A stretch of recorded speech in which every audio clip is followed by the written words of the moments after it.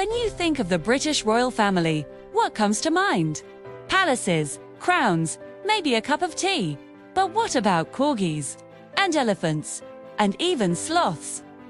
Yes, for centuries, the royals have been some of the most famous animal lovers in the world, and their collection of pets goes far beyond your average dog or cat. Today, we're diving into the incredible, and sometimes unbelievable, menagerie of the House of Windsor. Let's start with the most iconic royal pets of all, Queen Elizabeth II's corgis. Her love affair with these short-legged fluffy dogs began with her first corgi, Dookie, in 1933. But it was Susan, a gift for her 18th birthday, who started a dynasty.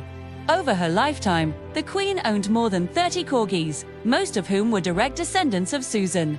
These dogs weren't just pets, they were family. They followed her through the halls of Buckingham Palace, flew with her on private jets, and even had their own special menu prepared by royal chefs. They were so beloved that they even made a cameo alongside the Queen and James Bond during the 2012 London Olympics opening ceremony. And let's not forget the Dorgis. These were an accidental but adorable crossbreed that started when one of the Queen's corgis had a little romance with Princess Margaret S. Dachshund, Pipkin. The Queen was instantly smitten, and the Dorgie became another beloved fixture at the palace. After the Queen's passing, many wondered what would happen to her last two corgis, Muick and Sandy. They found a loving home with her son, Prince Andrew, and his ex-wife, Sarah Ferguson. It was a fitting continuation of care for these famous pups. Now, the current monarch, King Charles III, has a different canine preference. While he grew up surrounded by his mother's corgis, his heart belongs to Jack Russell Terriers. He's been a devoted owner of the breed for decades. His first, Jack Russell Tigger, lived to the ripe old age of 18 and was a constant companion. Today, King Charles and Queen Camilla have to rescue Jack Russells, Beth and Bluebell. They adopted them from the Battersea Dogs and Cats Home, a charity Camilla is a patron of. These two energetic terriers are often seen enjoying life at the royal residences, and they even graced the cover of Country Life magazine. Beth and Bluebell are a wonderful example of the royals' commitment to animal rescue. Besides terriers, the king has also had a lifelong affection for Labradors, a love he inherited from his father, Prince Philip, and his grandfather, King George VI.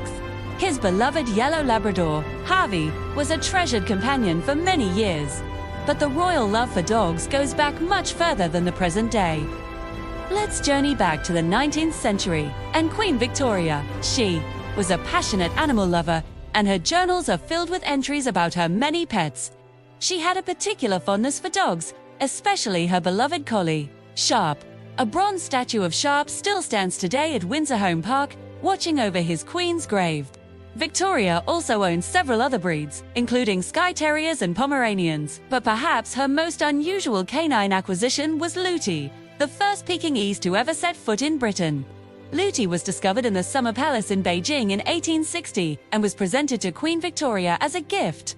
While initially a curiosity, this tiny dog paved the way for the breed's popularity in the West.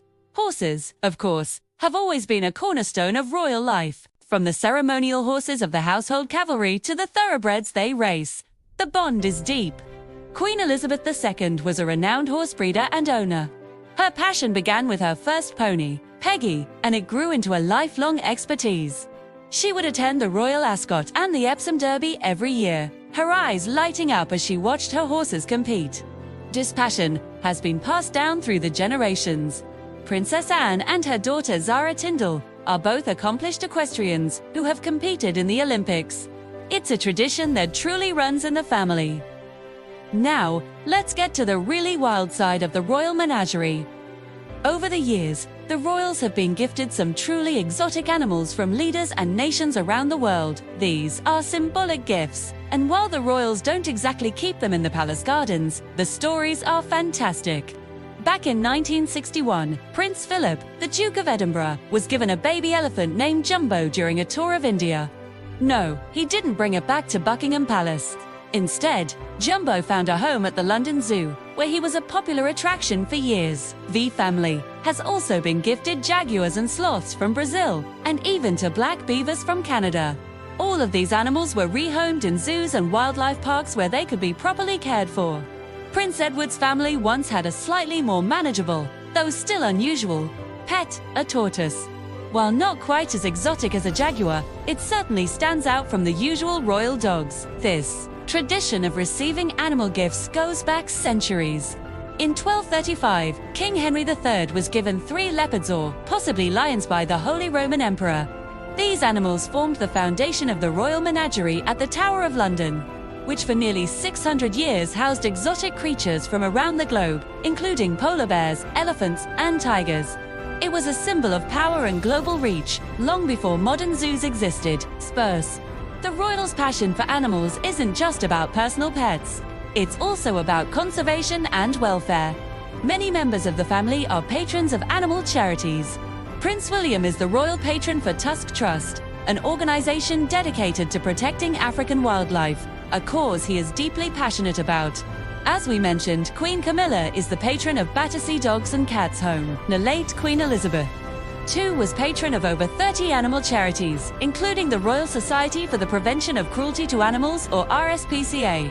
This commitment shows that their love for animals extends far beyond their own homes, influencing policy and raising awareness for animal welfare on a global scale. From the familiar scamper of a corgi's feet on palace floors to the symbolic gift of a rare jaguar, the story of the British royal family is inextricably linked with the animal kingdom.